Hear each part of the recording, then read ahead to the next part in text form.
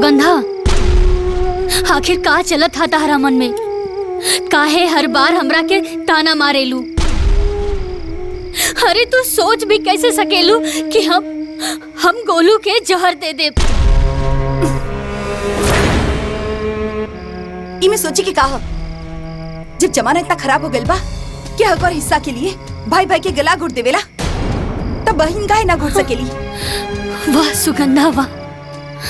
अरे तू तो ससुराल आके बहुत बहुत बड़ हो गईलू।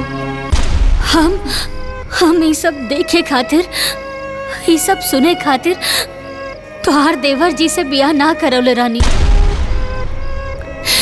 हमारी सपना ना रहे। अरे हम तो यही सपना देखनी अपन एक आँख से हम तोहार सुख देखनी और दूसर आँख से हम अपन सुख देखनी। हे सुगंधा, अरे हमहू एगो माई हई और एगो माई लइका के जन्म देवेली, जन्म छीनेली ना। तू ता सुगंधा के खूब गुण सिखा देले बाड़ू। देखा था कितना समझदार हो गेल बिया। अरे को समझदार न भइल बिया, बल्कि औरी फुहर हो गेल बिया। ढेर से ढील कपारे में लेके घूमत रहेले। दीदी के बतावे की का जरूरत रहे, पर बता देलू। अब तोहार पेट के पानी पच गइल होगी। अरे एकदम ठीक कहलू हमाई जो बता देलू। ए गुड़िया, अपना मासी से दूर रहिया ना तो तारा के भी जुआ हो जाई। दीदी तू भी ना। अरे मजाक करत आनी। ए माई, बाबू जीजा खातिर हलवा और पकौड़ी बनावे खातिर कहले हां। अच्छा तो तनी पम्मी लाला जी की दुकाने चल जा और 1 किलो बेसन और आधा किलो प्याज और आधा किलो सूजी ले ले। हैला पैसा लेके जा। मामा हमहू चली? हाँ चल तू चल, पैसा तो ले लेबे दे। जा जा चल आओ। और सुना जल्दी चल आई। ध्यान रखिया गुड़िया के।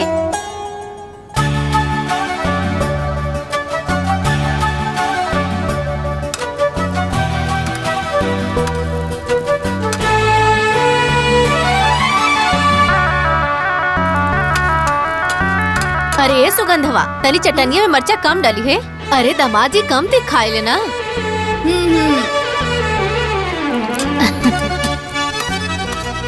तो से छिला था एको? हाँ? पुष्पा सादे हलवा बनावत हो का? अरे हाँ डबुआ में काजू मखाना रखल बा, ओके डाल दा तनी, किसमिस उसमें डाल दा तनी, बढ़िया बन जाई। नीक बनावा। हाँ ठीक बा माई, तनी सूजी भुन जाएदा फिर डाले आराम से। बेटा ये मौसी के दे दा। जा आजा।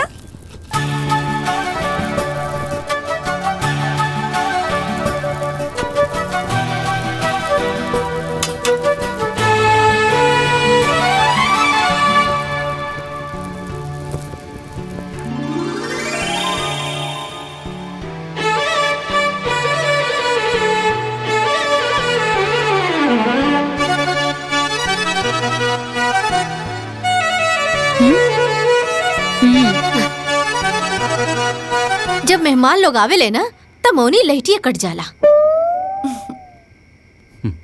पकौड़ी कैसन बनल बा पाहुन? बहुत बढ़िया बनल बा अम्मा जी। और जीजा जी चटनी कैसन बनल बा? चटनी लगा तो तू बनौले बाड़ू, एकदम तहरे जैसन तीता। इतना मना कहनी कि मर्चा कम ही रखिया, बाकी मनलस नहीं।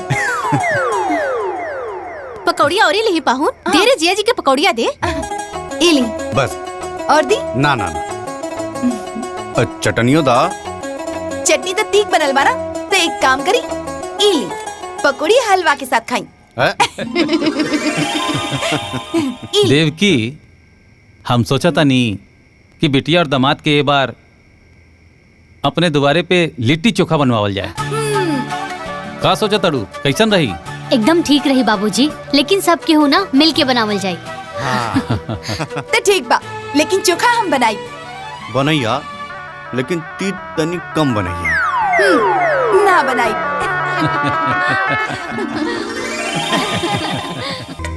बहुत बढ़िया बनल बा। अब चटनी तीत तो नहीं खे ना? ना ना और ले ना। अरे ना ना मुझे।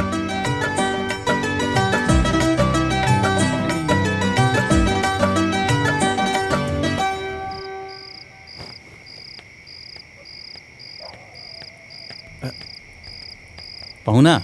हाँ बाबूजी। ये लुंगी ला। एके पहन के आराम से सुत जाइए। हाँ हाँ ठीक बा बाबूजी।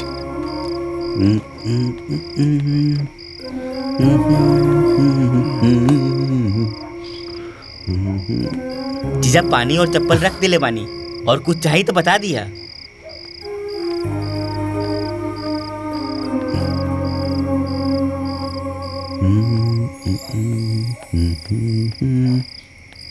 इली टार्च, पिसाब उसाब लगी था पिछोरवा चल जाइए।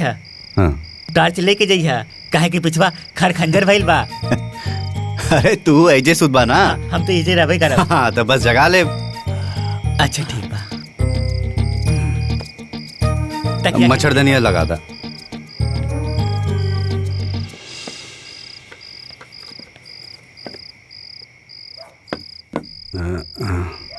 अब मच्छर ना घुसी। चला, शुभ रात्रि।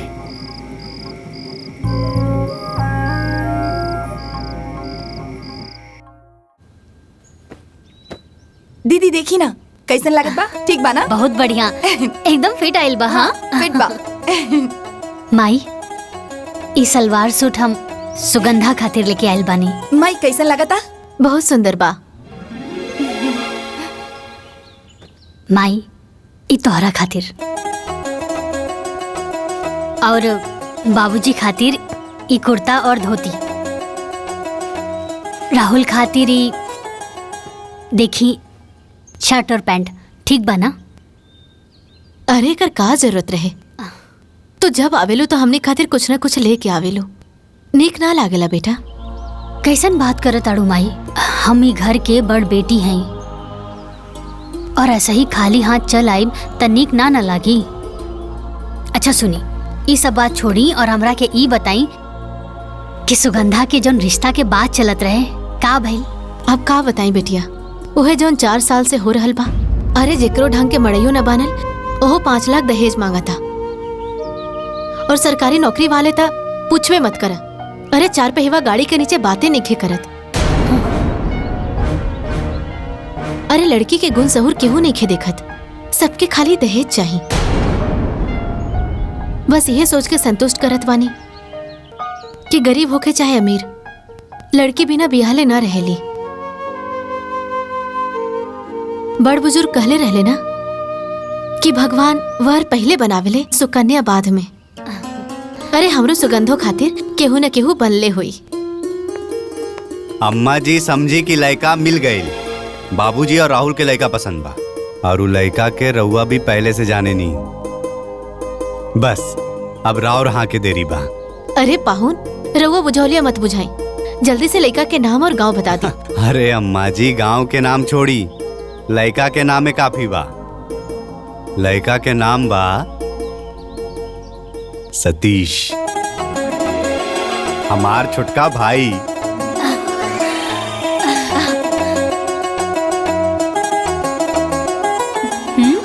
अरे अरे मतलब सुगंधा के भी सतीश पसंद बा। देखा कैसे शर्मा के भाग गेल बिया। अब अपन विचार बतावा माई। बिटिया, इसे बढ़िया रिश्ता सुगंधा खातिर और का हो सकेला? बाकी एके घर में दोनों बहन के शादी ठीक होई का? कहीं बाद में कोनो दिक्कत परेशानी ना होखे। तू चिंता मत करा माई, कौनो दिक्कत तकलीफ ना होई। अरे कौनो दूसर घर की लड़की हमार देवरान बन के आवे, उसे तो अच्छा बाना कि हमार बहन आए। अरे जैसे हमनी के नैहर में बहन बन के रहेनी, वैसे नए ससुराल में भी बहन बन के रहब, देवरान जेठान ना। अरे वो सब तो ठीक बा, बाकी समधन जी के एक बार पूछल जरूरी बाना, तोहरे सास के कहा राय बा? अरे अम्मा जी रउआ के का लगा था? हमनी टाइम निकाल के ऐजा सिर्फ लिट्टी चोखा खाए खातिर आयल रहनी। अरे हमनी के पहले से प्रोग्राम रहे कि सतीश और सुगंधा के शादी के लड्डू बांध दियल जाए। तो पाहुन समझ ली कि लड्डू बंद गई। अच्छा बाबूजी, अब हमनी के जाए के आज्ञा दी, घरे भी तो खुशखबरी सुनावे के बाद। चला पुष्पा, चले के तैयारी करा। जी।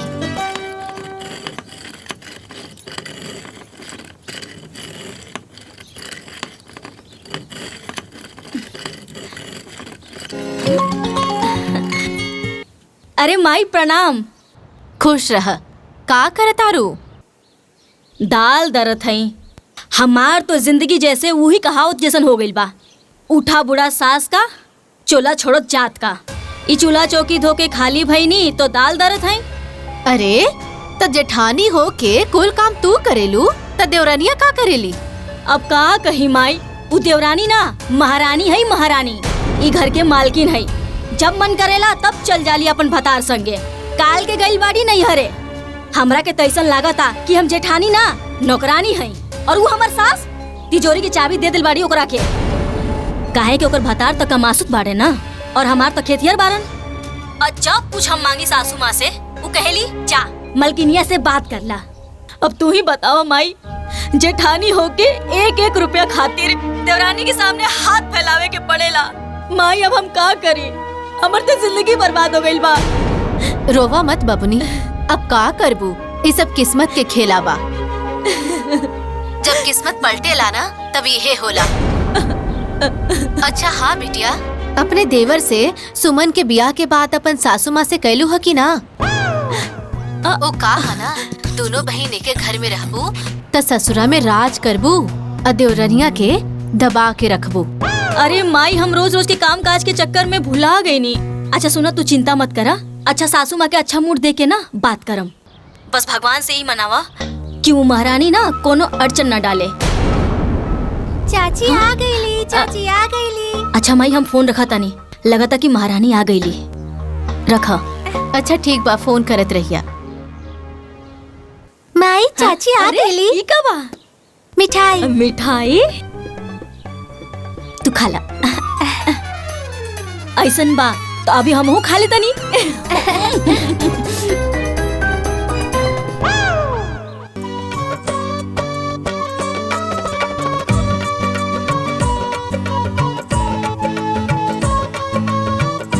आ गई नानी के यहाँ से। प्रणाम दीदी, खुश रहा। अम्मा जी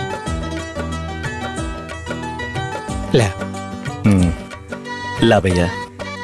ए बबुआ, हाँ माई।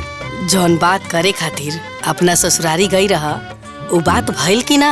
हाँ हाँ माई, ससुरारी में दामाद के बाद केहू काटेला। सतीश और सुगंधा के रिश्ता तय हो गई। अरे वाह। अरे वाह।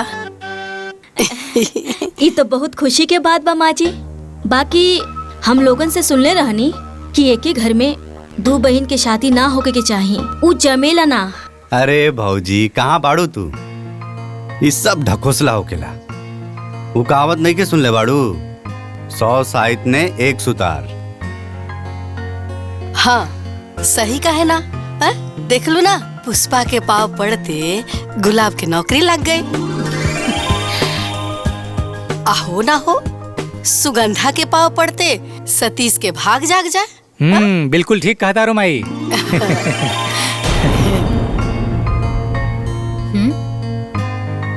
ए दुल्ही, छत पर ना अमहर रख ले बनी सुखावे खातिर, सूख गई हो, जा लेके आ जा।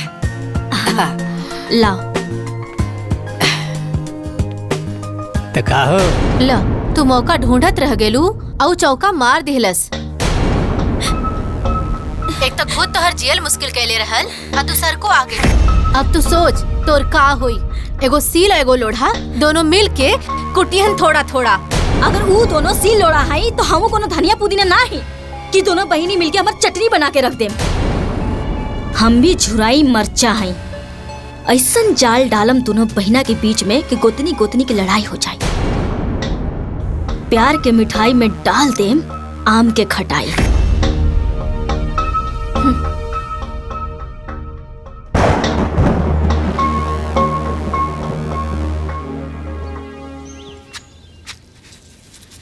हाँ हाँ, कराव तनी बात। माई, इला का दीदी हवे? के फोन है। अच्छा? बात करी। हेलो। हाँ बिटिया। अरे माई, पंडित जी आयल रहलन। सुगंधा और देवर जी के कुंडली मिल गइल बा। अच्छा माई, समय बहुत कम बा, जल्दी से तैयारी शुरू कर दा। ए बिटिया, अगुआ तू ही बाड़ू और ये बड़ बहिन तू ही बाड़ू। अरे दोनों जगह तो ही के संभारे के बा। सुना, ब्याहे के पहले ही चल आई है। अरे माई, तू चिंता मत कराना, हम नैहर भी संभाल लेब और ससुराल भी। अरे पहले हम अपन देवर जी के हरदी लगाई, फिर नैहर आके अपन बहन के चुमावन भी कर लेब। अरे माई मटमंगरा ससुरे तो भतवानी नैहर आके खाई। ठीक बा बिटिया।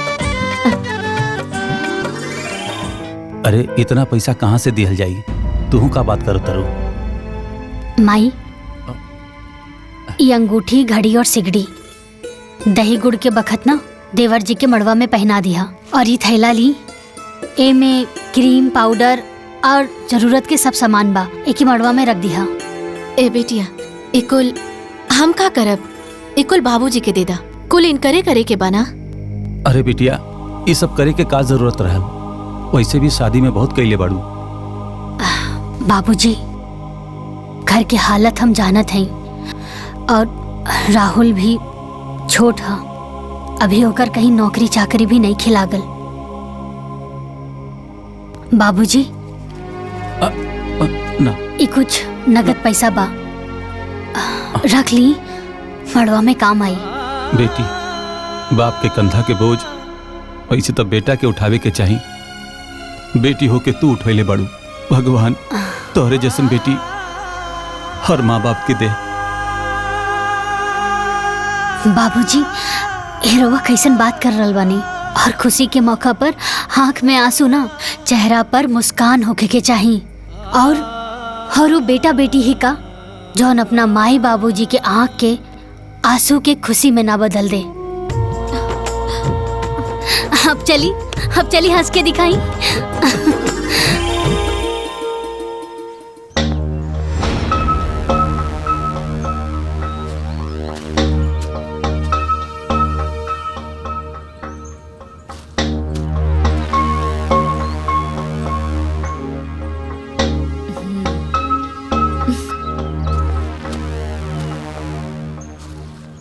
कितना थोक पे चढ़ाओ तनी माँ जी देवर जी के शादी पे?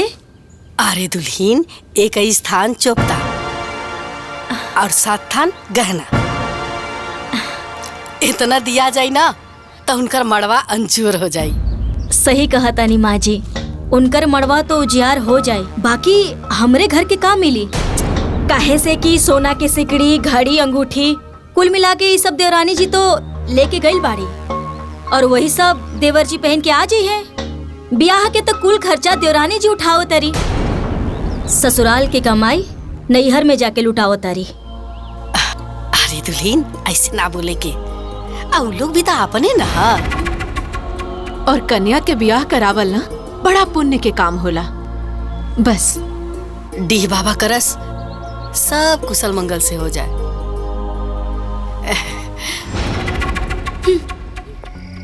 का बेटिया? माई अब ऐजा के तो कुल काम निपट गेल बा, ता आगे के बाकी के जोन बचल बा तू संभाल लिया। हम और दीदी जात बनी हो जा परछावन की तैयारी करे। ठीक बा बिटिया, तू जा, ऐजा के कुल काम निपटा गेल बा, बाकी तो जाके संभाल ला। ठीक बा माई, अपन ख्याल रखिया। हाँ, प्रणाम। खुश रहा।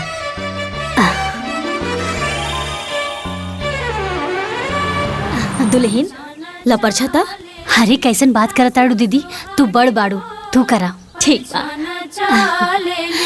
सासू सोहागिन हो परिछाना चालेली, पत्थर के लोढ़ा सासू सोने के थाली हो, पत्थर के लोढ़ा सासू सोने के थाली हो, थाली में हल्दी चावल चुमेली भाभी हो, थाली में हल्दी चावल चुमेली बुआ हो, बहुअर स्वागत बा उतरा तू हाली हो।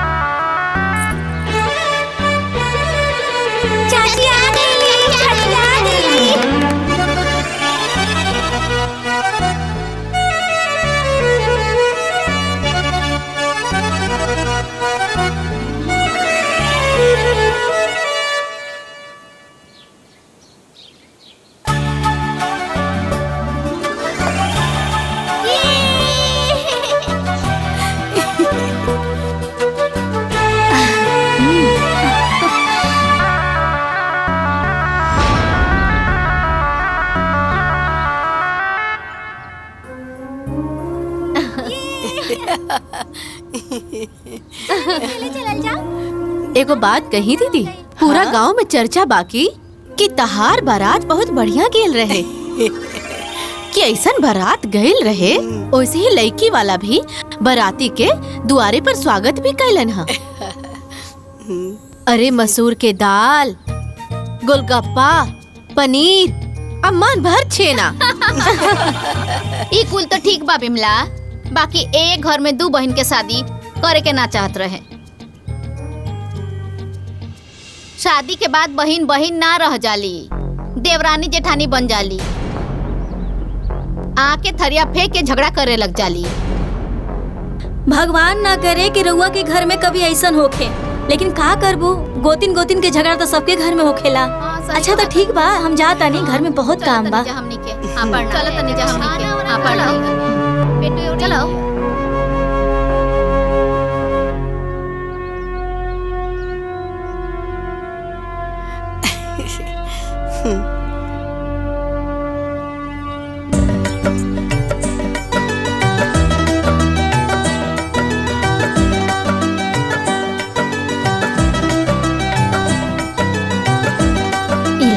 चढ़ा दो।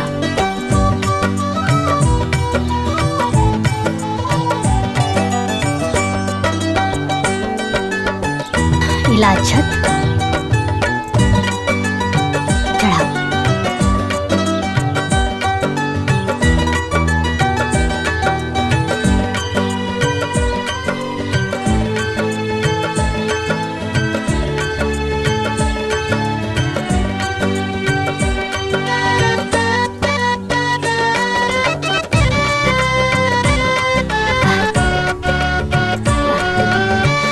चला तू लोग अब परिक्रमा कर ला। आखिर साली से घरवाली बनी गई। बड़ा लजात बारू, जब भैया के ससुरारी आवत रहनी तब बड़ा पटर पटर बोलत रहलो। तब के बात अलग रहे। देखी ई मंदिर है, मस्ती मजाक के जगह ना। अच्छा जी। अरे देवर जी कुलहिजे बतिया लेब का। हाँ घरहू चले के बा, लेट होत बा। अरे जल्दी जल्दी चला।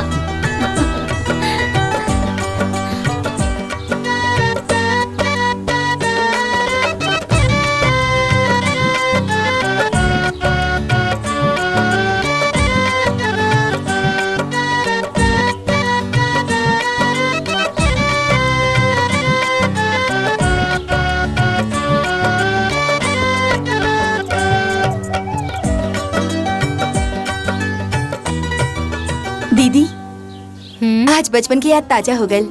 जब हम स्कूल जात रही तो ऐसे ही हमारी चोटी बनावत रहू ना। बस फर्क इतना बा कि आज दूगो ना एगो बनावत बाड़ू। अरे पगली, तब में और अब में अलग बात। तब तू छोट रहलू, स्कूल जात रहलू, यही से हम तोहार 2 चोटी बनावत रहनी। लेकिन अब तो तहार बियाह हो गइल बा। हाँ ससुरौतिन हो गइल बाड़ू। अब 2 गो ना, 1 गो चोटी बनी। ठीक बा। ला शीशा ला, देखा कैसन बनल बा। शीशा देखे की कोनो जरूरत ना है। हमार दीदी बनावत बाड़ी और ठीक ना बनी। का निमन बा का बुरा बा, हमसे ज्यादा हमार दीदी जाने ली। अच्छा ये पल्लू ना हमेशा ऐसे सर पे रहे के चाहिए। दुल्हन तू दोनों बहन ना ऐसे ही बहन बहन बन के रहिया, कबो देवरानी जेठानी मत बनिया।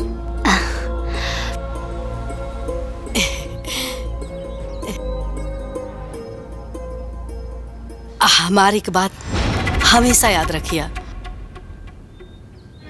कि घर में शांति से बढ़ के ना कोनो दौलत ना होखेला। माई के अचरा से बढ़ के ना कोनो दुनिया होखेला। अब भाई से बढ़ के केहू साथी ना होके, अब बहन से बढ़ के केहू शुभचिंतक ना होला। ये दुल्हन हाँ एगो बात कही, बोली ना अम्मा जी। देखा दुल्हन, घर के बरकत ना मर्दन के हाथ में ना होकेला, हम औरतन के हाथ में। हम औरत चाही ना तही घर के स्वर्ग बना सकेले और हम ही औरत चाहली ना तो ई घर के नरक भी बना सकेली। ई बात के हमेशा याद रखिए दुल्हन। अम्मा जी, जौन आशा और उम्मीद रहुआ हमनी से रखले बानी ना, हमनी दोनों बहन ओकरा के कब्बो नहीं के तोड़ब। हम रहुआ से वादा करतानी कि हमनी दोनों बहन ससुराल में बहन बन के रहब, कबो देवरान जिठान बन के ना रहब।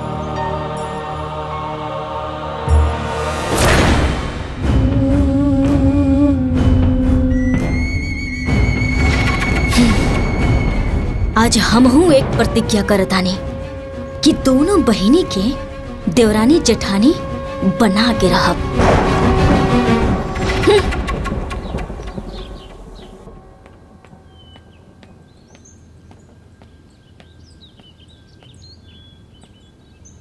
माँ जी, पिंकी के कपड़ा पुराना हो गईल बा, अगर एक दो कपड़ा नया मिल जाए तो बढ़िया हो जाए। अब अरे दीदी, नया कपड़ा किने के का जरूरत बा? गुड़िया के 3-4 गो सेट ऐसे ही पड़ल बा, हम दे देब उहे कपड़ा पिंकी के पहना दिया। बाकी माई कितना उतारा पहनाई? एक जोड़ी नया दिला देती तो हमार बिटिया 30 त्योहार के दिन पहन लेहित। पिछले दिवाली में भी गुड़िया के उतारा ही पहन ले रहे। अरे बड़को, इका उतारा उतारा लगा रख ले बड़ू, एमे का खराबी बा?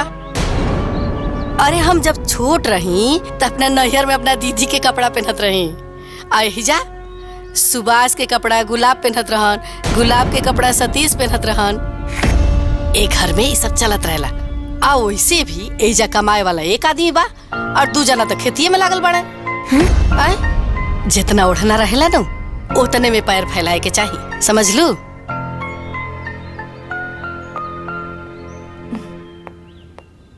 माँ जी, इली चाय रख दा। सुगंधा, रसोई के काम खत्म हो गइल बा।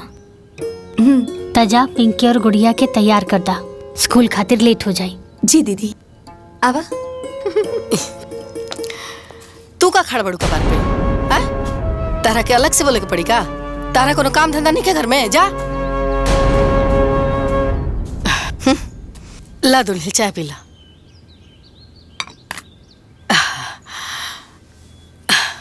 गुड़िया, तू कौन सा क्लास में पढ़ी लू? हम फर्स्ट स्टैंडर्ड में। और पिंकी, तू? Second standard. Second standard. अच्छा, तू दोनों की कितना तक पहाड़ा आवेला? पहाड़ा मतलब?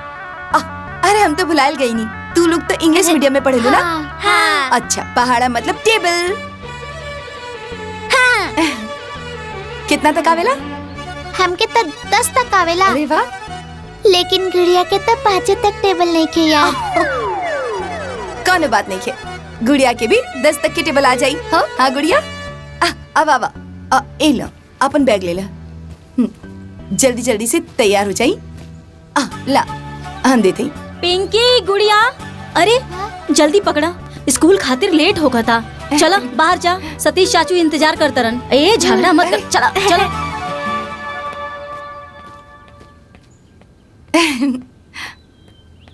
सुगंधा, हाँ नाश्ता पानी तो हो गई, खाना में का बनी आज?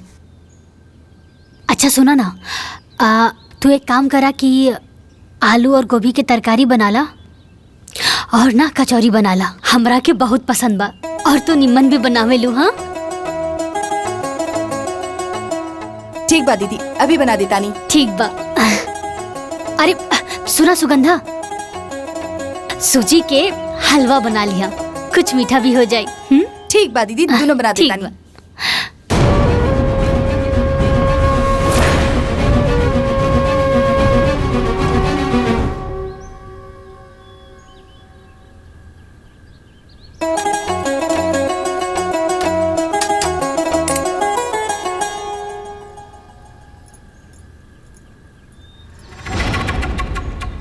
अरे सुगंधा, जब इतना सारा काम हो खेला तो हमरा के आवाज दे देहल करा, तो हम आके तोहार हाथ बटा देहल करा। चला हम बेल देता नी, तू तल दा कचौरी। ना ना दीदी, रहे दी, हम सारा काम खुद कर ले, आप आराम करी। देख तू हमरा के दीदी कहेलू ना तो हमार बात सुने के पड़ी। अरे 4 लाठी एगो में भारी पड़ेला और मिल बांट के काम करल जाए तो काम आसान हो जाला, है ना? ठीक बा दीदी।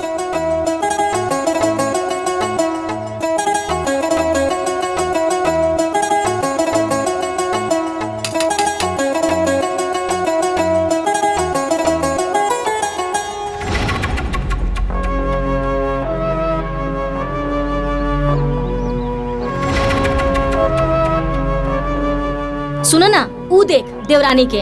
अरे तोहरा के कचौड़ी बनावे के ऑर्डर देके खुद नेल पॉलिश लगावतिया। ई ना के छोटकी बहन के आके हाथ बटाती ही।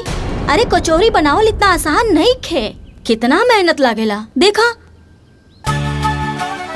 यही तो दीदी के नैयर की आदत हो गई, हमरा से काम करावे के। और दीदी के काम करल हमरा के बहुत ही निमन लागेला।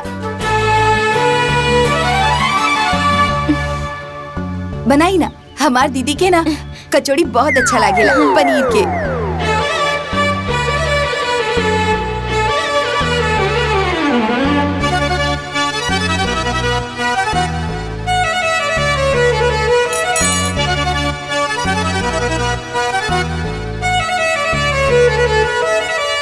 हलवा कचौड़ी।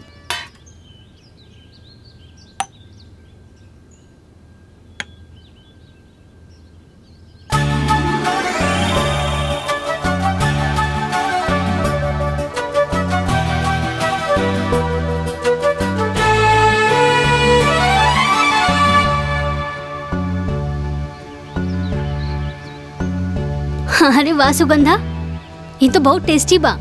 एकदम नैहर वाला स्वाद बा एमे।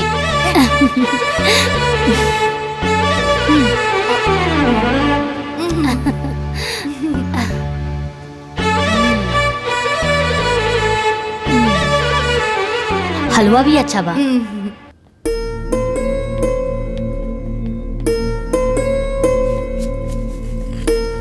माँ जी, हाँ गोलू बहुत शरारती हो गए बा। दिन भर गांव के लड़का के साथ खेलत रहले।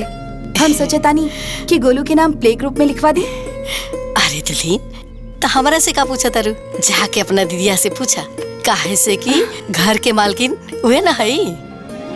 ठीक बा, दीदी तक कबो भी हमारी बात के मना ना करेली। हाँ, हम अभी जाके पूछ लेता ना। चल चल गोलू, बहुत शरारती हो गल बा। कितना बार कहेले ऐसा लड़का के साथ मत खेला करो।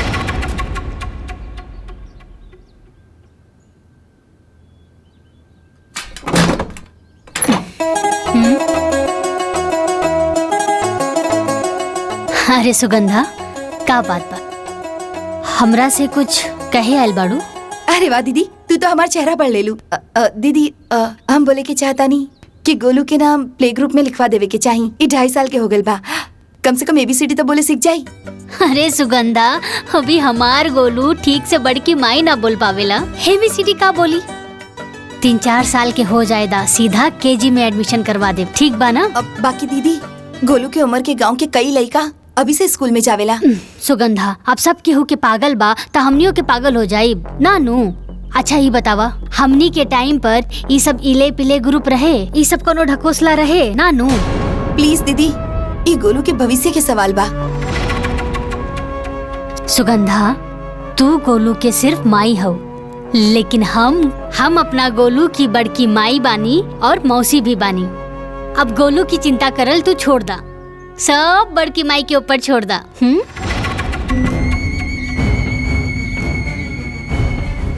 दोनों बहिनी के बीच में आग लगावे खातिर जौन पापड़ हम बेलने आज वो सफल हो गए।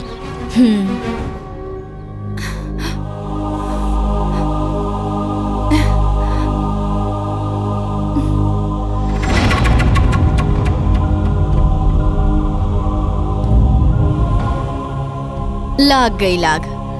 अब देखा कैसे ई आग के हम ज्वालामुखी बनावत हैं।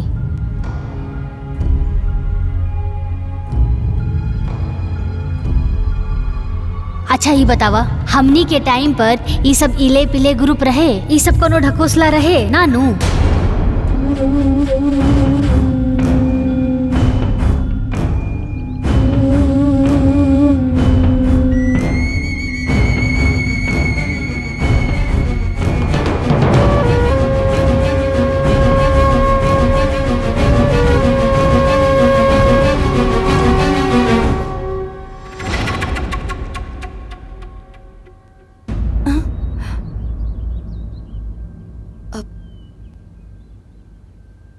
अच्छा सुगंधा जी, हमरा के एगो बात बतावा। जब आंधी तूफान आवेला तो सबसे पहले कौन सा पेड़ गिरेला? जौन पेड़ की जड़ कमजोर होखेला ऊ पेड़। सही कहलू। यही खातिर हम तोहरा पास आइल बानी। देखा, यही उम्र बा तोहर लइकन के स्कूल जाए के। अगर ई उम्र में पढ़े ना गइल सन तो अंग्रेजी में फटर फटर कैसे करी? देख बहिन, नून भात खा के हम जी ले, बाकी बबुआ के पढ़ाई में कोनो दिक्कत ना होके के चाहिए। बाकी तू कर भी का सकेलू, काहे से तुहार पति और हमार पति तो खेतिहर बारन और ओकर पति का मासूद बारन। तो जवन तोर बहिन चाहे वही होई। तोर लइकन के भविष्य तुहार बहिनी के हाथ में बा।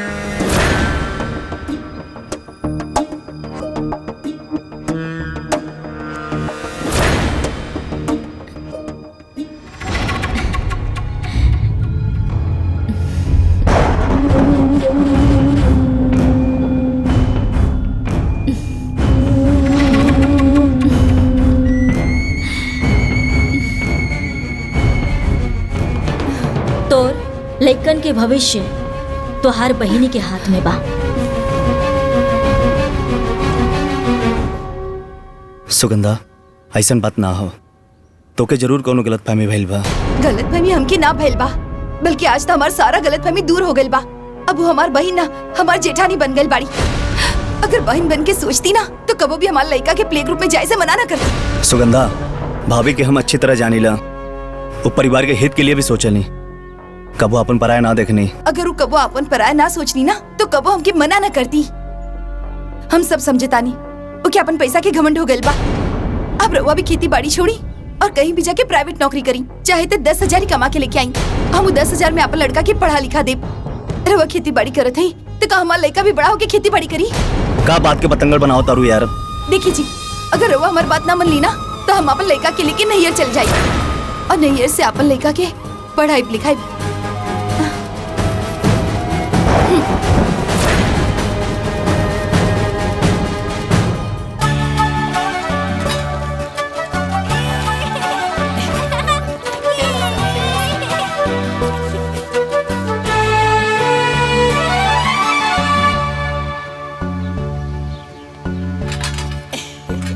सुगंधा। हाँ दीदी। देवर जी अभी खेत गेल बाड़न ना, जब खेत जोत के आ जाई है ना तो ई गेहूं हम ना बोरी में भर देले बानी। उनसे कहिया कि श्यामनाथ की चक्की से पिसवा के ले आई है आटा। ठीक बा दीदी, हम बोल दी।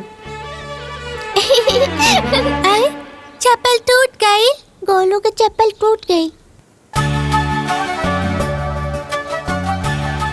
माई, हमार चप्पल टूट गई बा। दिखाई।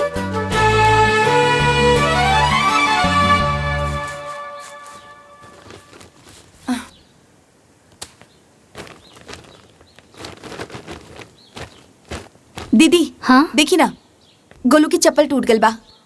एगो नया मंगवा दी ही ना। सुगंधा, नई कीने की का जरूरत बा? हमरा लगे 2-3 गो जोड़ी पड़ल बा, हम दे देब, गोलू के पहना दिया, ठीक बा? बाकी दीदी, लड़का होके लड़की की चप्पल पहरी। अरे सुगंधा, सैंडल ना हा, हवाई चप्पल हा, और सब हवाई चप्पल एक जैसा नहीं होला। कैसे गिर गई ला? हाँ? अरे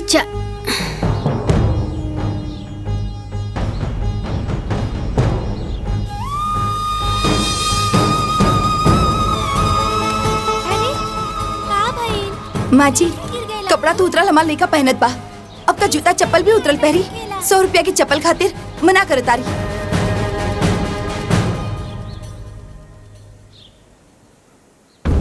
अरे हमार नौ के दुल्हन, 100 रुपया के बात नहीं खे। 100 रुपया के कीमत ना, जब तू ये घर के मालकिन बनबू तब समझ में आई कि पाई पाई जोड़ के कैसे घर चलावल जाला। चिंता मत करा।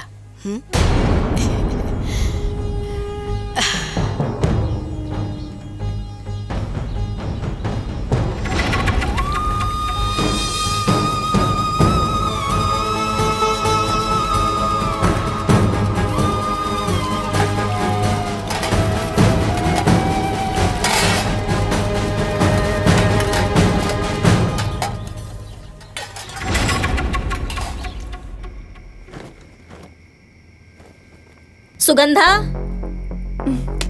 हाई ला गोलू के पहने खातिर देवरानी जी भेजले बाड़ी।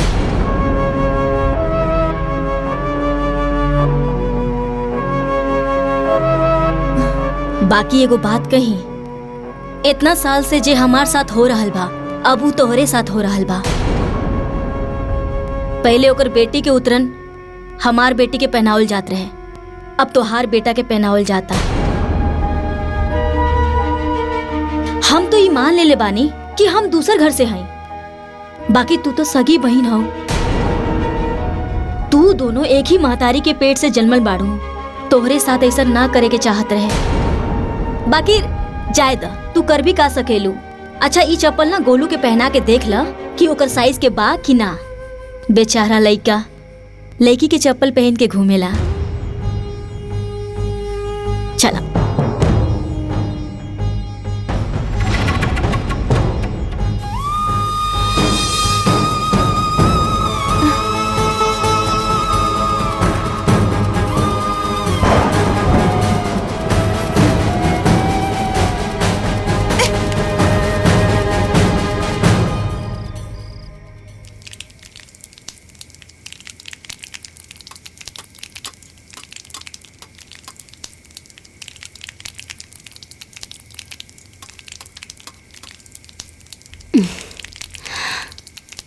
सुगंधा। हाँ हमार कपार बहुत बथता, एगो अदरक इलायची वाली चाय बना दे तू।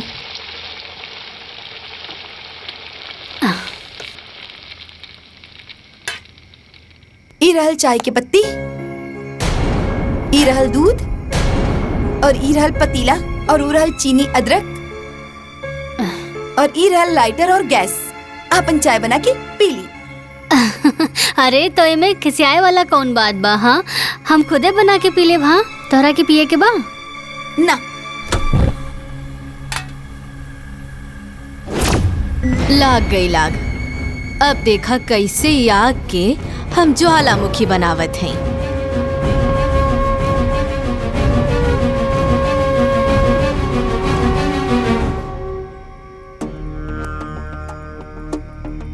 सुगंधा तू चिंता काहे कर रहल बाड़ू?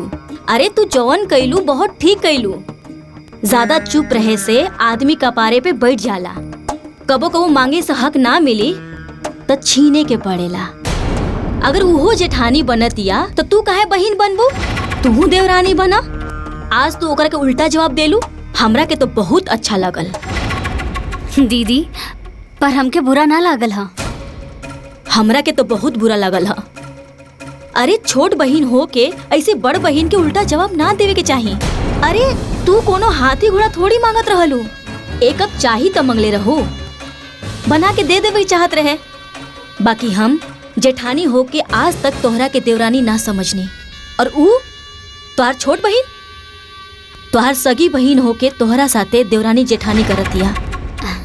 जायदा ना दीदी। अरे हम सुगंधा के ना बचपन से जानी ले, और वो बात बात पे गुस्सा हो जाली, और जब ओकरा के एहसास होला ना त आके माफी भी मांगेली। बाकी दीदी हमरा के बिल्कुल भी बुरा ना लगल हा।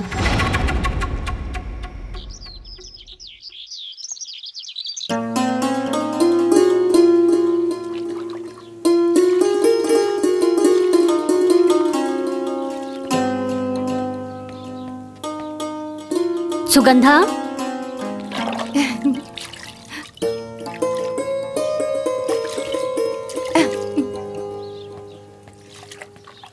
ए सुगंधा चिल्लात काहे बाड़ू? हम बहरी नहीं खी, सुनाई देता हमके। अरे जब सुनाई देत हवे त जवाब काहे नहीं खुद देत? हम का बोली? तू ही बोला। बताओ बात का हो? अरे हम तोरा से कहले रहनी ना कि गुड़िया की स्कूल की ड्रेस प्रेस कर दा, काहे नहीं खुकैले? दिखाई नहीं की देत? हम अपन लड़का के नहलावत बाड़ी।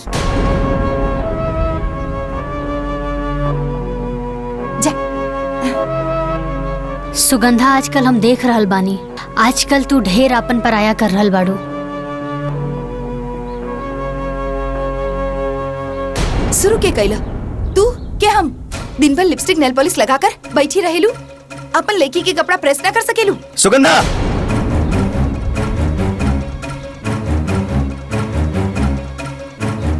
का हो गल तो के?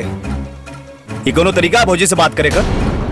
जे जौन तरीका से समझी ओकरा के उही तरीका से समझाई। चुप रह लो, शांत रह लो, का हला करत रहो। अरे तोला परोसा आ पटीदार सुनी त का कही। रहे दी माई, आज सुगंधा के बोल ले विदा, पता तो चले आखिर एकरा मन में कितना भड़ास भरल बा। बोला पुष्पा, वो छोट है, ओकरा में समझदारी ना है। तू तो समझदार बाड़ू, तू ही शांत रहा। अगर ई शांत हो जाए तो घर ना पलट जाई। ई घर के मालकिन नहीं, ई ऑर्डर करी और काम करी हम। ई लड़की पैदा करी और संभालिए हम।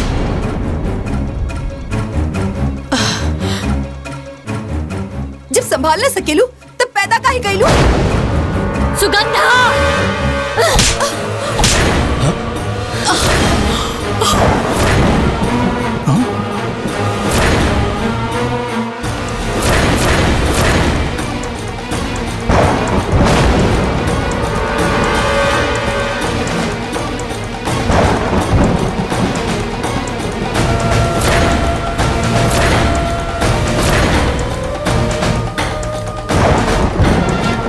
जेके पास जवाब न होला ना, वो हाथ उठावेला।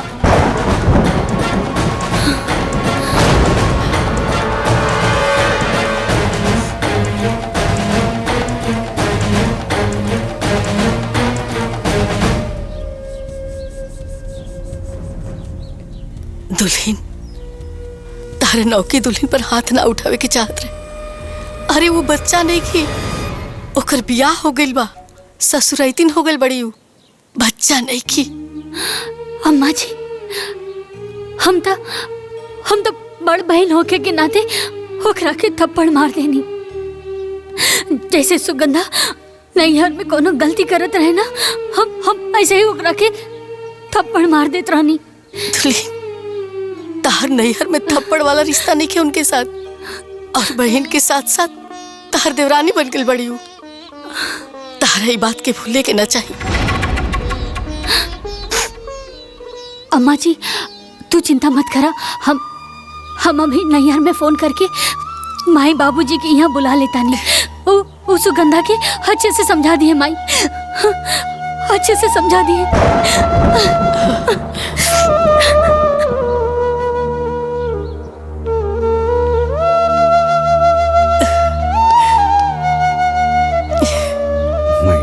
सब ठीक हुई।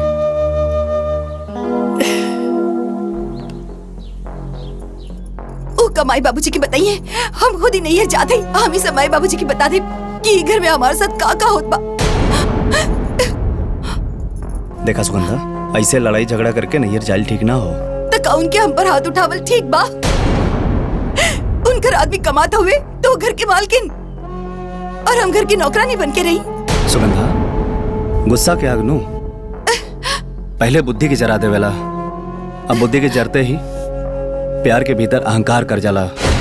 एक बात बतावा, दुनिया के कोनो भी रिश्ता अपने आप ना खत्म होला। अहंकार, गलत फहमियों के तोड़ देवेला।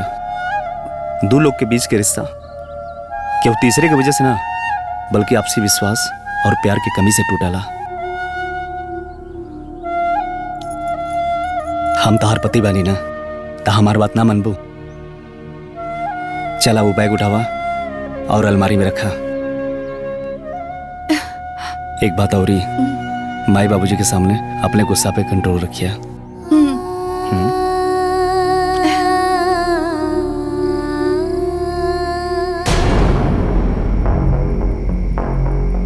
बाबूजी, ले ना पानी पी ही ना। अरे बातचीत तो होते रही। का पानी पी हम? इन्हीं दुल्हन के कथा सुन के हमार सारा प्यास बुझ गई। यही सब खातिर हम तोहार दोनों के बियाह एक घर में कैले रहनी। बोला सुगंधा, बोलत काहे नहीं खू? हमसे का पूछा नहीं, एकरा से पूछी। ये घर के माल के नहीं, घर के काम खराबे खातिर ब्याह करके हमकी ये घर में लेके आल बाड़ी। आजकल लेकर जबान कम और हाथ ज्यादा चले लागल है। देखा तानी बाबूजी, कैसन पटर पटर जवाब दे दिया। एक भी बात हमार ना सुनेली, बहुत ज्यादा झगड़ालू हो गई बिया। हाँ हो, चुपचाप से नैयर में करत रही, वैसे ही ससुराल में करत रही तो हम बहुत निमन हो जाये। खुद तो कुर्सी पे बैठ जात हई। अरे काम चोर तो नैयर से ही हबे। बाकी हमके पता न चलल, ससुराल में आके सब पोल खुल गेल बा। सुगंधा चुप हो जा, छोट होके बड़ बात करत तारू। ना बाबूजी, ये हाथी के दांत हुए, दिखावे के कुछ और खावे के कुछ और होला। और ये जब रउआ के बोलवले बानी तो रउआ भी जान ली कि का करिए। इनकर आदमी कमावत हुए तो 150 रुपया के खातिर भी हमरा के इनके आगे हाथ फैलावे के पड़त बा।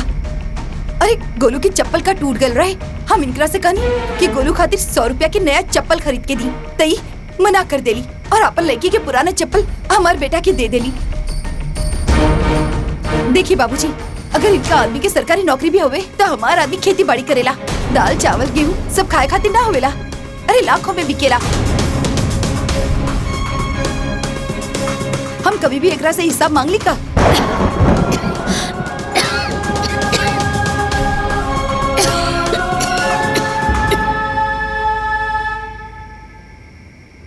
तारा के हिसाब चाहे ना सुगंधा, एक दिन तोरा के सब हिसाब दे देब हम। चुप हो जा भाई, हमार बात कान खोल के सुना। अगर तोहनी ऐसे ही आपस में लड़त रहबू तो हम समधियान आवल छोड़ दे। काहे कि तू लोग समधियान में हमरा के मुंह दिखावे के लायक न छोड़बू।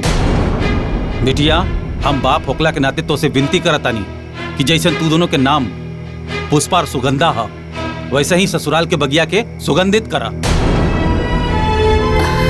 समधन जी, हम दोनों बिटिया के तरफ से हाथ जोड़ के तो से माफी मांगतानी। समधी जी, माफी मांगे की कोनो जरूरत नहीं है। राहुल फर्ज रहल समझावे के, रउआ समझाई नहीं। आ कोनो ही लोग बच्चा तो बहाना कि कान पकड़ के समझावल जाए। लावा कड़वा दा। अरे हम आवत रहनी था, सोचनी के राहुल के शादी के कार्ड एक पन दुकार हो जाई, आपके पूरा परिवार के साथ आवे के बाद। जी समधन जी, एक और विनती बा कि राहुल के शादी से कुछ दिन पहले हमरे दोनों बिटिया के भेज दी, काहे कि राहुल के माई के काम काज में मदद मिल जाए। जी, जैसन रउआ कहीं। अच्छा, तब हमनी के चलत नहीं। जी।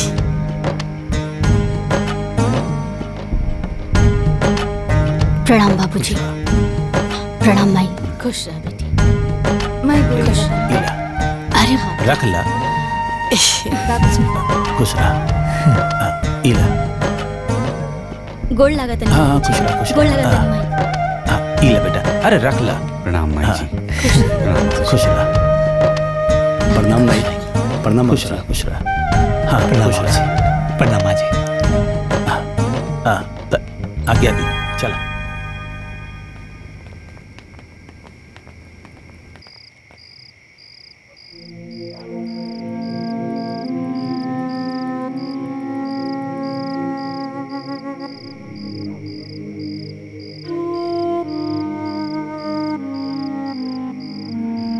भैया, पता नहीं केकर नजर हमनी के घर परिवार पे लग गई। ये सुगंधा और भाभी के बीच में खटास कैसे पड़ गई? सब सुगंधा की गलती हो। अपने से बढ़ के कबो उल्टा जवाब ना देवे चाहिए। ए भाई, जहां 4 बर्तन रहेला ना तो आपस में बजबे करेला। वो दोनों सगी बहन हैं, आपस में लड़िए झगड़िए फिर एक हो जाइए। तू ये सब छोट बात खातिर चिंता मत कर।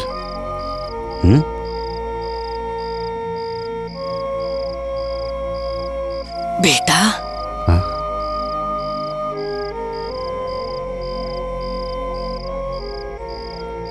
देखा बेटा, तू लोग ऐसे ही आपस में समझदारी से रहिया। मेहरारून के झगड़ा लड़ाई की आज तो हम लोग के रिश्ता में ना आवे के चाहिए। हमारे 60 साल के उम्र हो गई। बहुत बड़ा ना अनुभव बा बेटा कि अक्सर भाईन भाईन में अलगावची ना औरतन के लड़ाई झगड़ा के कारण नहीं होला। देख बेटा, तू लोग से हम विनती करतनी अरे मैं कि तू लोग आपस में कबो कटास बतावे दिया न तब जीते जी मर जाए। ना माई, तारा पता बानू, बाबूजी हमेशा कहत रहे कि एक दूसरा के साथे रहल परिवार ना कहला, परिवार वो कहला जे एक दूसरा के दुख सुख में साथ रहेला। और माई, तोनी और बाबूजी के दिहल संस्कार हमनी के भूलल नहीं खींचा।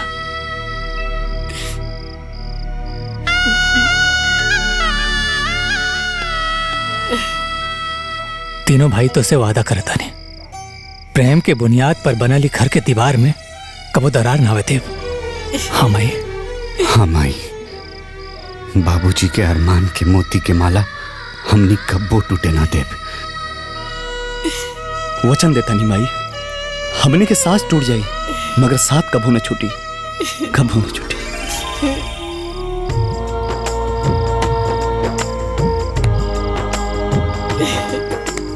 हमारे तो तू लोग पे पूरा भरोसा।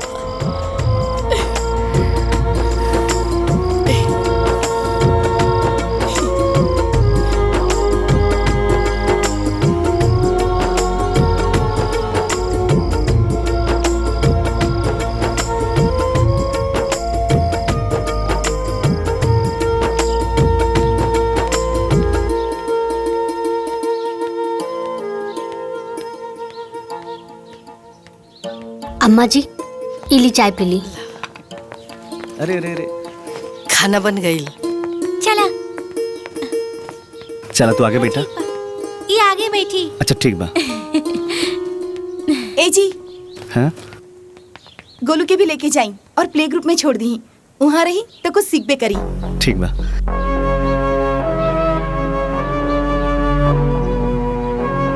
ए तिप पे बैठ जा। चलो बैठा लो। Bye bye bye bye bye bye बेटा। जाए बाय बाय।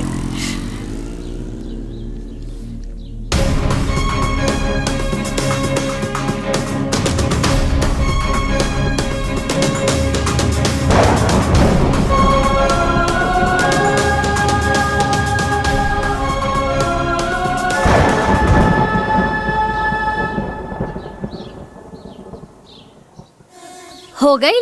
अब अरे दीदी, अरे चला। ना हम ना करब, तू करना। और इला, अरे तू काहे नहीं की करब?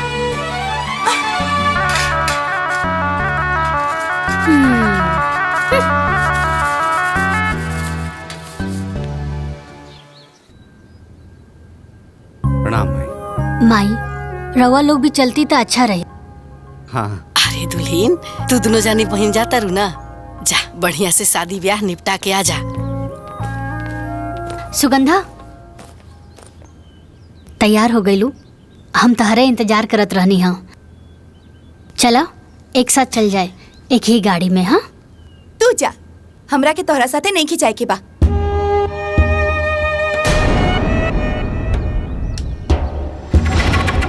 अरे दुल्हीन, नैहर वाला लोग का कही? अरे कहीं नैहर में दोनों बहन अलग अलग जाइबू त नैहर वाला लोग का कही?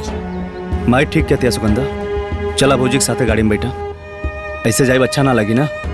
अच्छा लगी चाहे बुरा, अब छुपल का बा? नैहर में भी तो सबके पता चल गइल बा।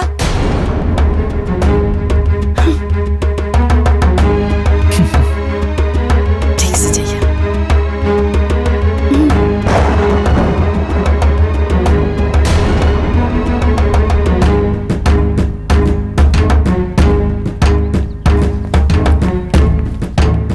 खुश रहा। प्रणाम माई। जो आगे चलो।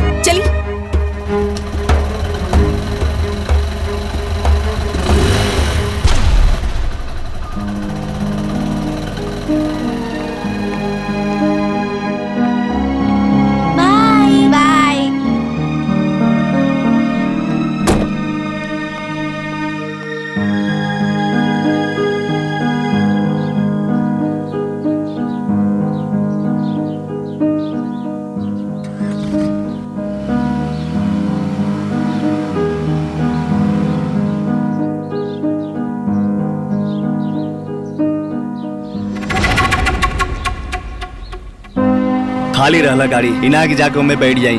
ये जेठ की दोपहरिया में हम लड़का लेके मोटरसाइकिल से चलत है, सब तोरे जिद के कारण होता।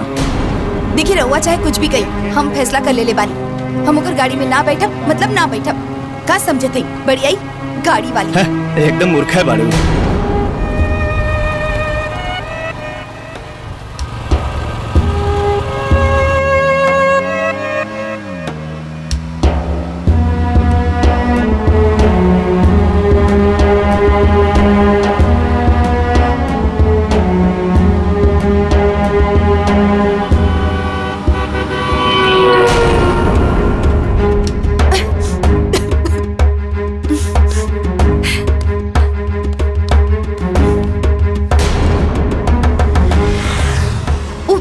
जानबूझ के उड़ा के गईलू ना हमरा पे धूल। हम सब कुछ समझतानी। अरे चुप ना रह तू यार। वो जानबूझ के भौजी उड़ौनी है धूल। वो गाड़ी है कच्चा रास्ता पे जाए तो धूल उड़वे करी। हाँ हाँ रवा के तो भैया भौजी होवे ना, रवा तो ओकरे साइड लेबे करबा। देव की बहन अब की छोटकी बेटिया साथे ना आई नी है का? कहाँ रह गई नी हा? अब का है ना चाची, सुगंधा के 4 चक्का में घुमरी आवेला। यही से देवर जी उनकरा के अपन मोटरसाइकिल पे लेके आवत हवन। और तैयारी सब हो गई ना? सब बढ़िया एकदम। अरे वो देखा आ भी गईलन। हाय देखा तहर मौसी आ गई। दीदी प्रणाम जीजा। प्रणाम। खुश रह आराम से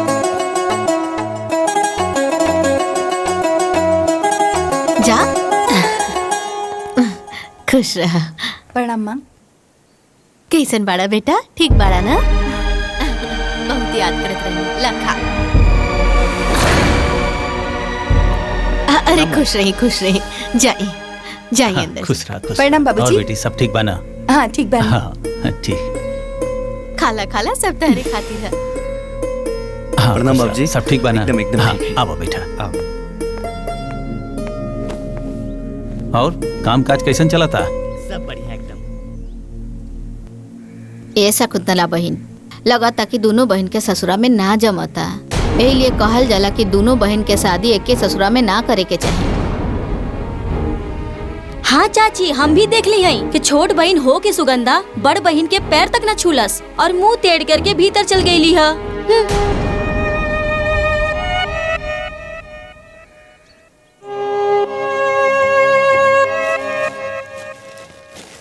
सुगंधा कितना बार कहनी है कि ससुरे के झगड़ा नैहर में मत लावल करा।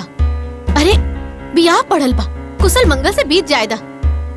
गांव घर नात रिश्तेदार सब कोई जुटल बा, तोरी दोनों बहन मुंह फुला के बैठबो सन तो सब लोग का कहिए? हाँ ये हमके ना ओकरा के समझाई कि यहाँ मालकिन बन के ना रही। मालकिनी करी है तो झगड़ा तो होबे करी। अरे तू बात के समझत काहे नहीं खू?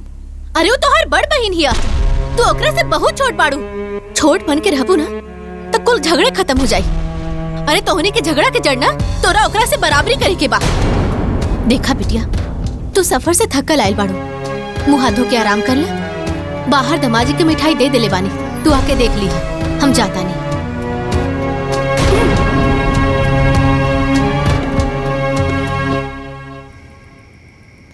देखा बेटिया, ये कुल चौकटा के साड़ी है और पास थान रतन के यहाँ रख ले बानी। साड़ी बहुत बढ़िया बा माई। हाई देखा तहार भसुर के शर्ट पैंट और ये तीनों समधी के पैंट शर्ट बा। कुल कपड़ा बहुत अच्छा बा माई। अरे सुगंधा आवा बिटिया, तू देख ला। पहले मालकिन के दिखा दी, हम तो बाद में देख ले।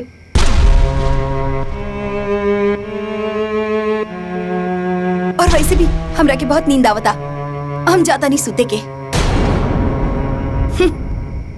देख ली माई, ये ऐसे ने बोली टोली हमरा के वहाँ भी बोले ली।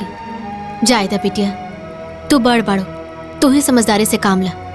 ओकर बचपना भी गई लेखे। यह सोच के तो हम चुप रहेली। अच्छा माई, अब तू सूझ जा, सुबह हल्दी चुमावन बा ना? हाँ ठीक बा।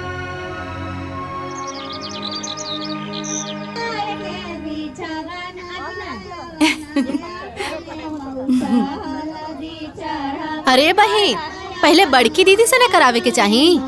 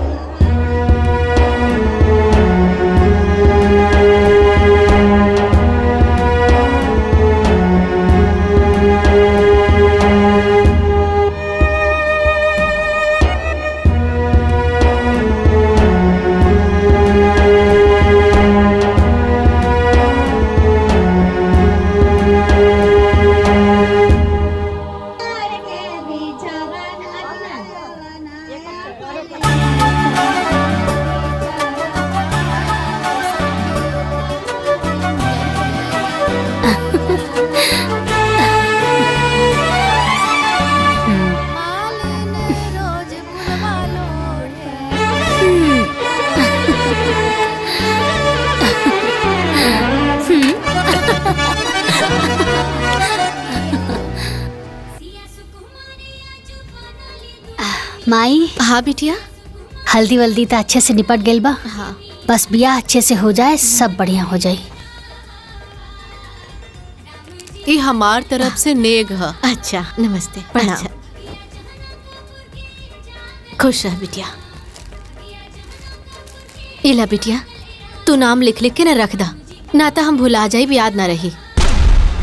ए माई, ई राजा चाचा की लड़की रहे। हाँ, ई राजू चाचा की लड़की रही। बढ़िया साड़ी दे ले बिया। प्रणाम, इराला हमरा तरफ से शगुन। अच्छा अच्छा, तू लोग बियाहवा में टाइम पर आ जाइए। ठीक बा। ला एकरो रख दा। नमवा तो बताई। अरे वो सीमा रहली है ना, चिन्हत हूँ। हाँ ठीक बा। सीमा और राजू चाचा।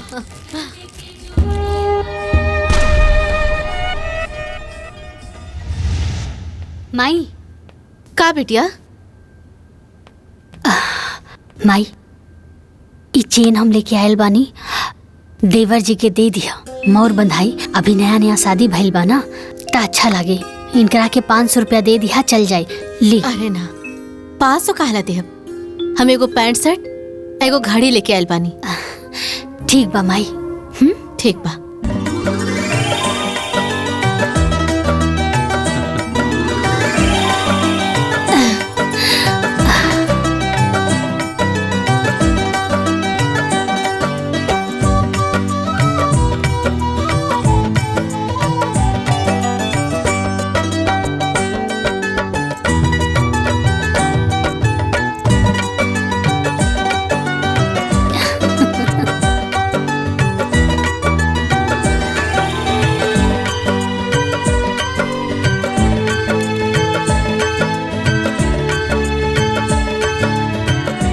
दीदी पतो हो तो बड़ी सुंदर बिया।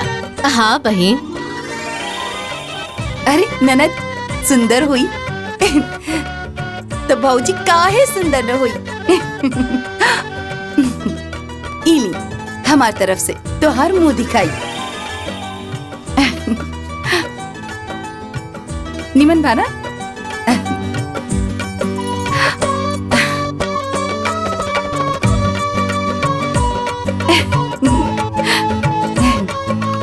भौजी, इस सोने की अंगूठी तो हार दोनों ननद की तरफ से।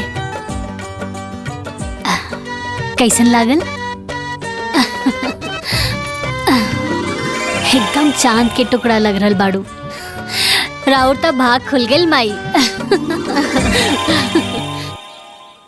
हाँ माई साहब, जोताई उतर हो गई। पीला।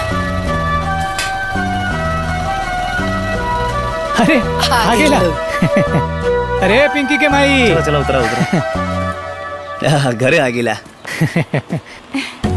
हे गुल्लू बिटवा, आजा आजा आजा। प्रणाम मुझी। माँ जी पायल रहा। प्रणाम माई। खुश रहे खुश रहे। गुड़िया बिटिया। प्रणाम भैया। खुश रहा खुश रहा। दादी के प्रणाम करा। प्रणाम दीदी। खुश रह। कैसन बाड़ू?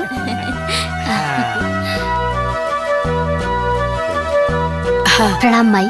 खुश रहा। कुशल मंगल से सब शादी ब्याह हो गई ना? हाँ अम्मा जी, राउर आशीर्वाद से सब कुछ कुशल मंगल से बीत गइल बा। अम्मा जी रउआ खातिर और दीदी खातिर साड़ी भेजले बाड़ी। अब लइका के बियाह कैले बानी त समदिन के साड़ी तो पहनेबे करिए ना। दीदी ई तोहरा खातिर। माई मोर बनाई सिकड़ी मिलल बा। अच्छा, बड़ा सुंदर बा। आ गुलाब तहरा के का मिलल हो?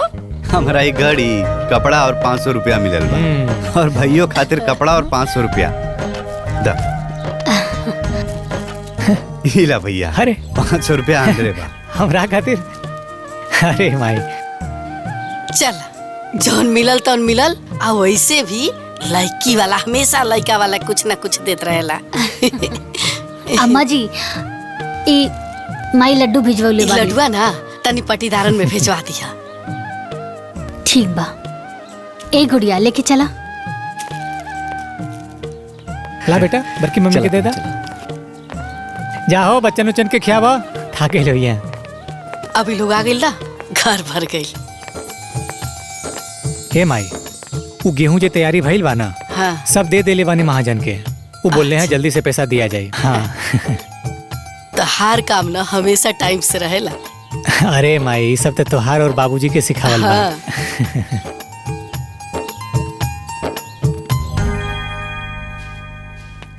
गुड़िया, पिंकी, गोलू चला आवा। सफर में थक गइल होइबा, आके दूध पीला। चला।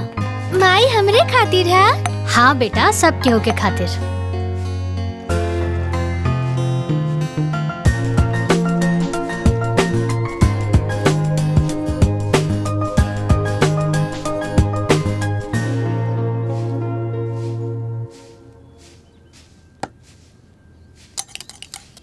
पूरा खत्म करिया।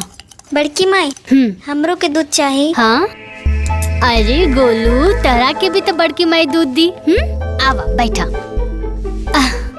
सकरन सीटी, हमार गोलू का दूध मीठा। ला पीला।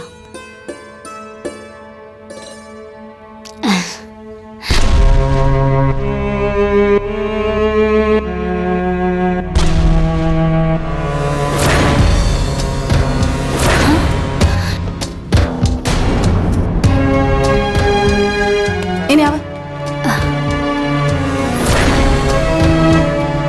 अरे हम तरह के इतना खियाली प्याली तभी तो लाट टपकता। अरे तोरा के कितनी बार मना कही नहीं, केहू भी कुछ भी दी तो मत खाइया। अरे केहू तोरा के जहर मिला के पिला दी और तोरा के कुछ हो जाए तो हम का करब?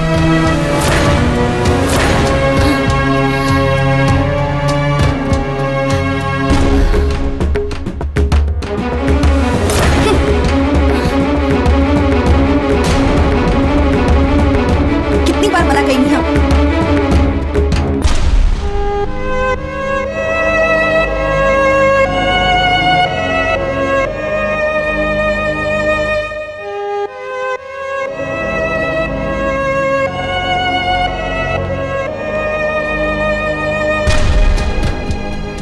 कुछ बुझलू, केहू जहर पिला दी।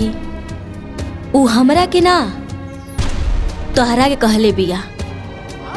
अरे इतना निर्दयी तो तू ना बाड़ू, तो कर लेगा के जहर पिलेबू।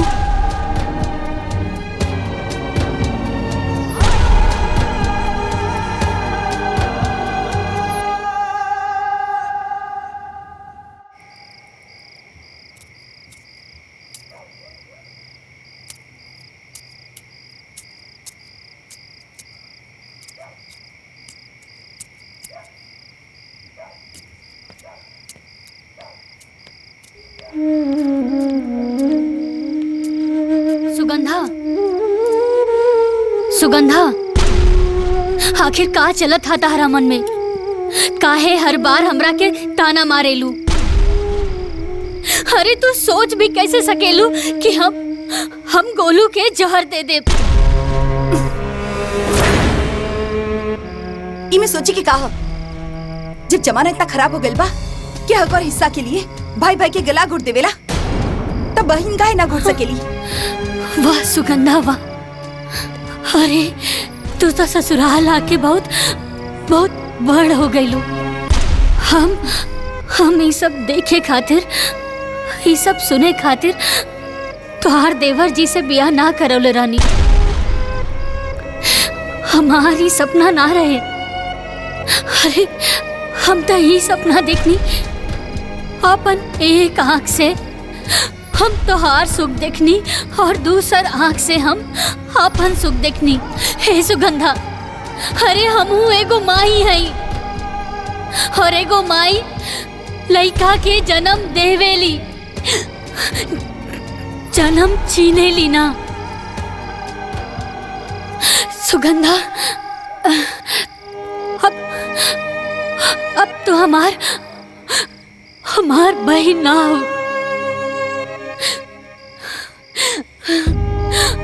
अब तू हमार देवरानी बन गेल बाड़ू। देवरानी हमरा के देवरानी बने खातिर के मजबूर कैलस? तू मजबूर कैलू। और तू खुलल आँख से सपना देखा ताड़ू। तो जौन आँख से सपना देखा ताड़ू उससे सिर्फ तोहरा की खुशी हुई।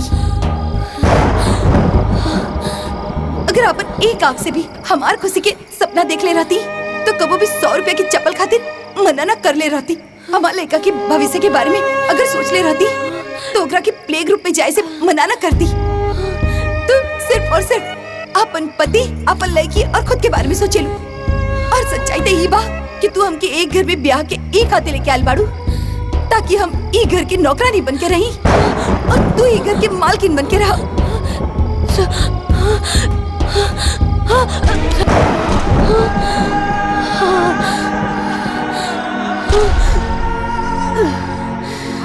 दीदी,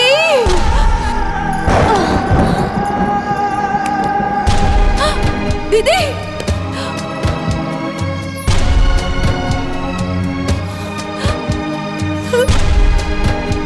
दीदी काबिल, दीदी,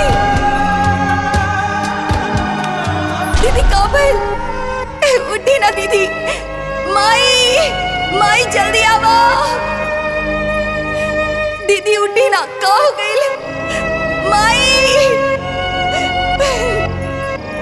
दीदी होश में आई। दीदी, अरे का हो गई? पुष्पा जी का भाई? ए पुष्पा, अरे पुष्पा,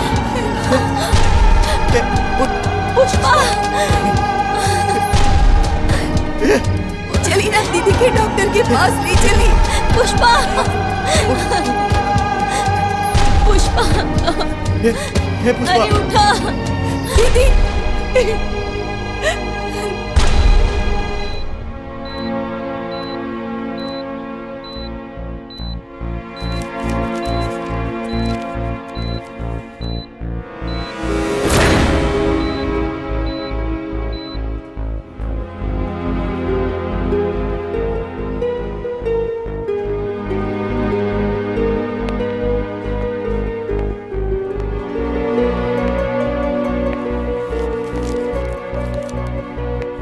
डॉक्टर साहब कैसन बाड़ी पुष्पा?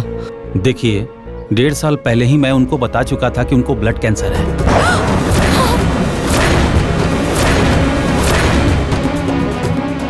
और उनका कंडीशन लास्ट स्टेज तक पहुंच चुका है।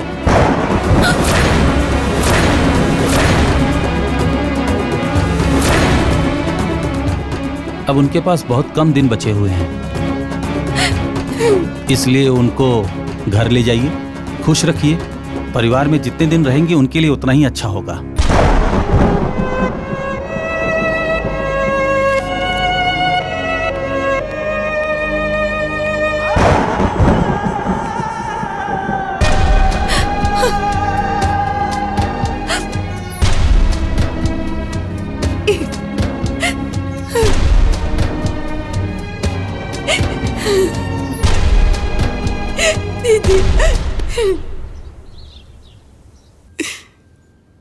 दुल्हन के कैंसर ये हमरा और गुलाब के पता रहे। दुल्हन ये बीमारी के टेंशन में बहुत रहे लगली। नैहर की चिंता, ससुराल की चिंता, तेरा ब्याह की चिंता, गुड़िया के परवरिश की चिंता कि उनका बाद उनका गुड़िया के ध्यान रखी, घर के ध्यान रखी।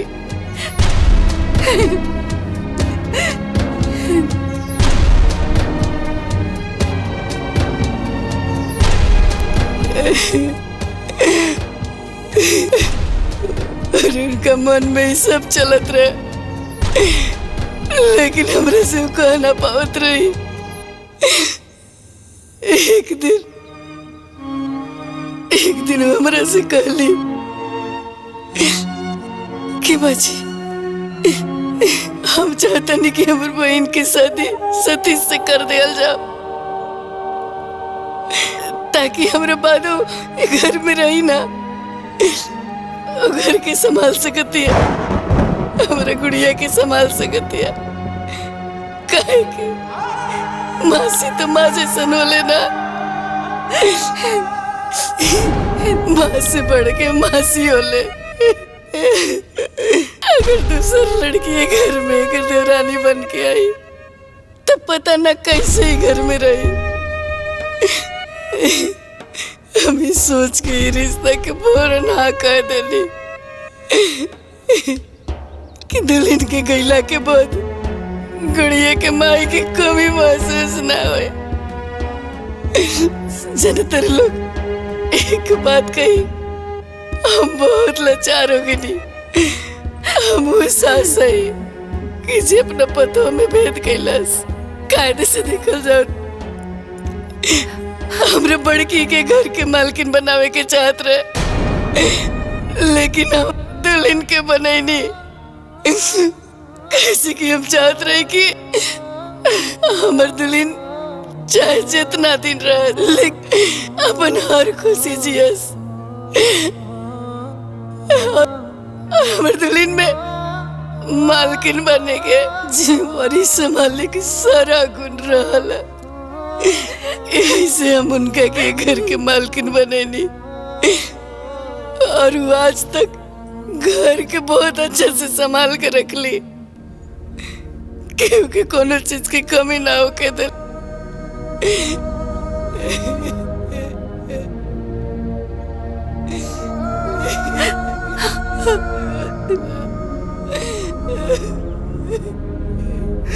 ना माई, चुप हो जा।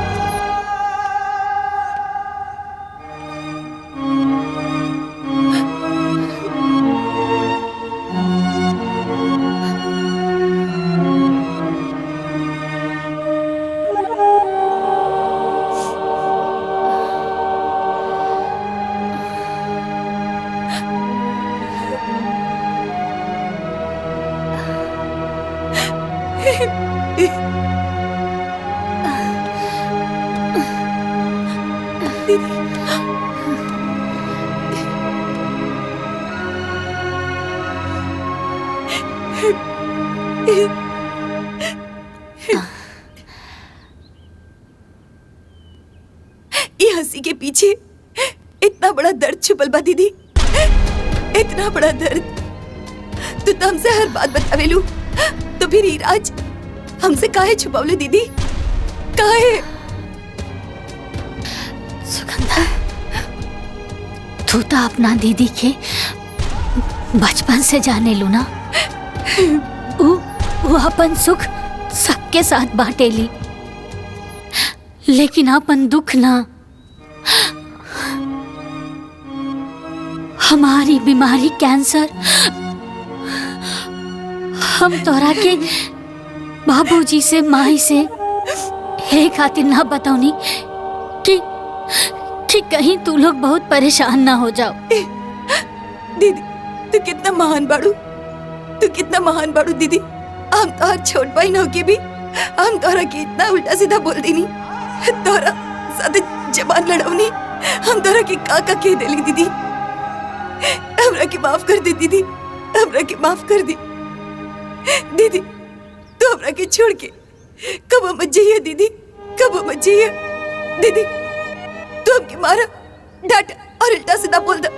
हम कुछ न बोलब दीदी, हम कुछ न बोलब। बतावा दीदी, तोरा के का खाए के मन बा? कचौड़ी, पूरी, हलवा दीदी, तोहर जौन मन करी हम उस सब बना दे। बस दीदी तू एक बार बोला, तोहर का मन बा?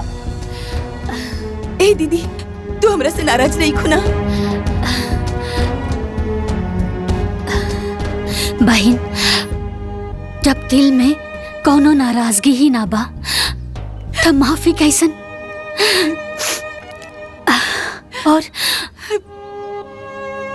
और जौन रिश्ता में लड़ाई ना हो तो समझ जाओ कि वो रिश्ता दिल से ना दिमाग से निभावल जा रहल बा।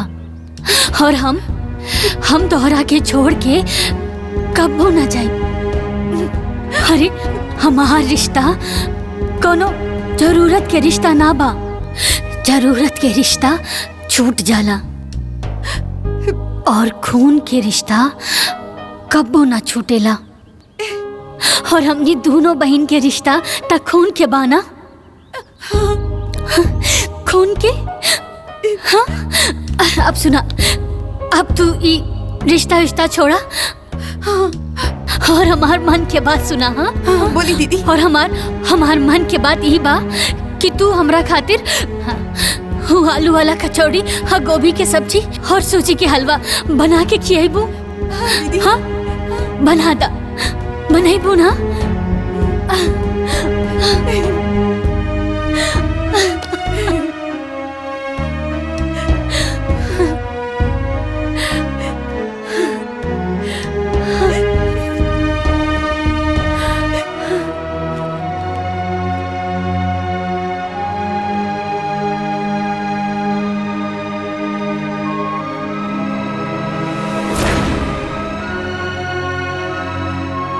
दीदी, आज ई तरफ पूरा परिवार के एक साथ काहे बुलवनी है? हमरा के तो कुछो नहीं खे पता।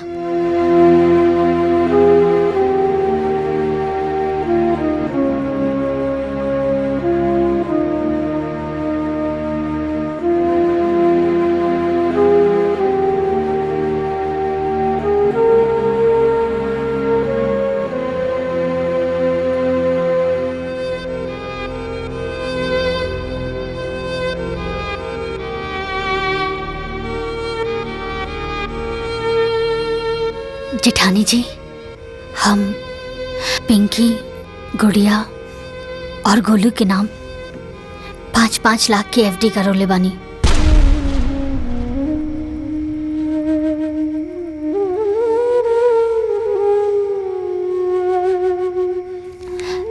ई उहे के पेपर हा, रवा संभाल के रखी।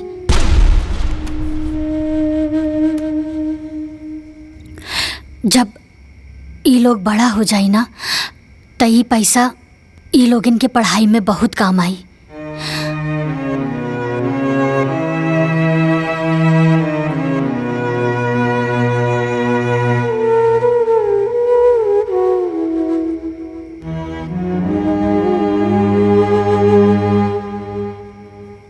सुगंधा, हम तोहरा से कहले रहनी ना कि समय अइला पर हम तोहरा के पाई पाई के हिसाब दे।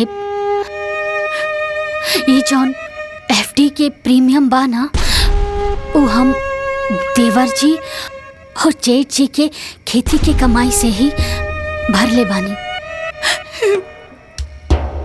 ई पूरा घर चलावे खातिर हम पाई पाई जुड़नी। अरे कबो 100 रुपया 50 रुपया खातिर लड़ भी गई नी। कभी अपना पति से तो कभी तू दोनों लोगन से। तब जाके इतना बड़ा रकम इकट्ठा भइल।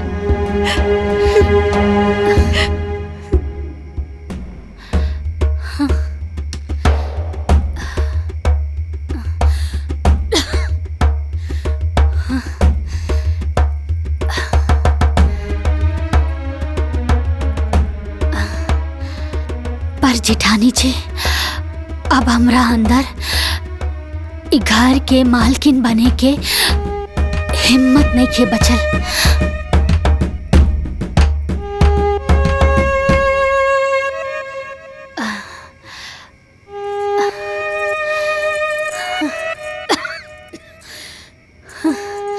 अभी घर के मालकिन की जिम्मेदारी रहुए संभाली जेठानी जी, रहुए संभाली।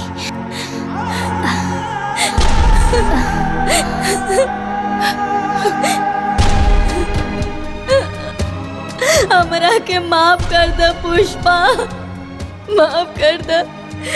हमरा से बहुत बड़ भूल हो गई बा।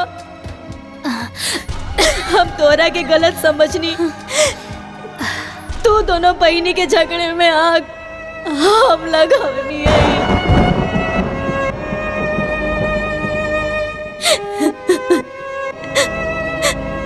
काहे से हम सोचत रही कि तू बस अपने बारे में सोचेलू,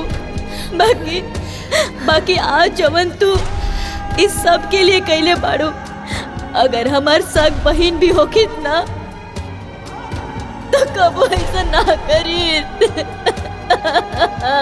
कबो ना करी। जेठानी जी, जेठानी जी संभालिए अपने आप के। वैसे भी बेगुनाह के दिल ना बहुत छोट होला, लेकिन जब केहू से माफी मांग लेला ना तो ऊ बहुत बड़ हो जाला। और राउर आँखी के आंसू ये बता रहल बा कि राउर मन में अब कौनो मैल नहीं खे। रउआ के माफी मांगला के कौनो जरूरत नहीं खे, कौनो जरूरत नहीं खे।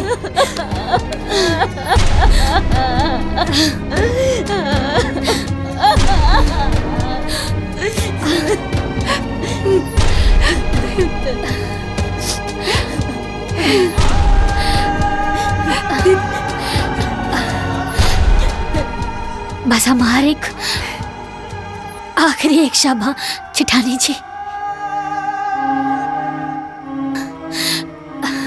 ई सुगंधा छोट हवे, थोड़ा जिद्दी बाड़ी, लेकिन दिल के बहुत अच्छा बाड़ी। एकर कौनो भी बात के कबो बुरा मत मनिहा। एकर हमेशा ख्याल रखिया अपन छोट बहन समझ के।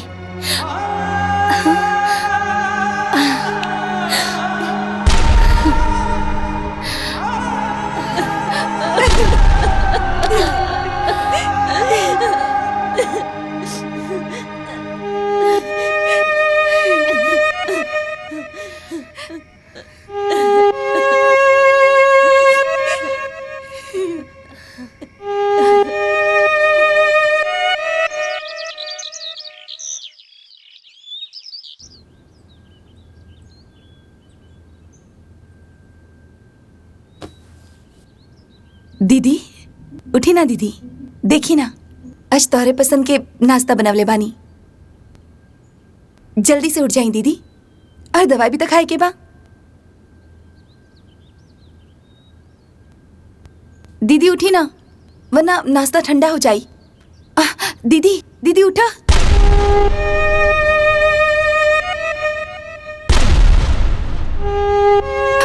दीदी दीदी दीदी